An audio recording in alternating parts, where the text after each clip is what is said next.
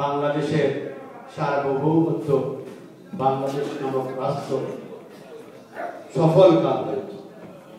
আজকের বাংলাদেশের চিত্র অত্যন্ত করুণ। আমার আগে আমাদের মালেক সাহেব বক্তব্য রেখেছে এবং বলেছেন বাংলাদেশকে বিস্তারিত আমি এবং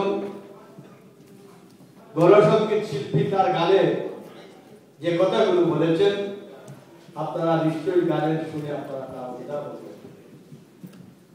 আজকে যারা ক্ষমতাসীন তারা 2008 সালের 29শে ডিসেম্বরের নির্বাচনকে সামনে বাংলাদেশের মানুষকে প্রতিশ্রুতি দিয়েছিলেন ক্ষমতায় গেলে 10 টাকা কেজিতে চাউল খাওয়া। আজকে চাউলের সর্বনিম্ন মানের চাউলের কেজি হচ্ছে 40 টাকা। 10 টাকা কেজিতে তারা চাউল খাওয়াতে ব্যর্থ।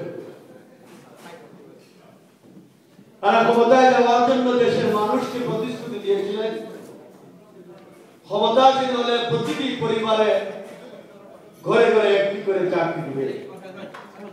আজকে তারা চাকরি দিতে ব্যর্থ হয়েছেন। উপরন্তু যারা চাকরিতে আছেন তাদেরকে ক্রমান্বয়ে চাকরিচ্যুত করা হচ্ছে। আজকে যারা ক্ষমতাসীন হয়েছে তারা নির্বাচনের সময় বলেছিলেন ক্ষমতায় গেলে বাংলাদেশের কৃষকদেরকে বিনামূল্যে সার দেওয়া দরকার। আমাদের কৃষক ভাইরা আজকে 3 গুণ মূল্য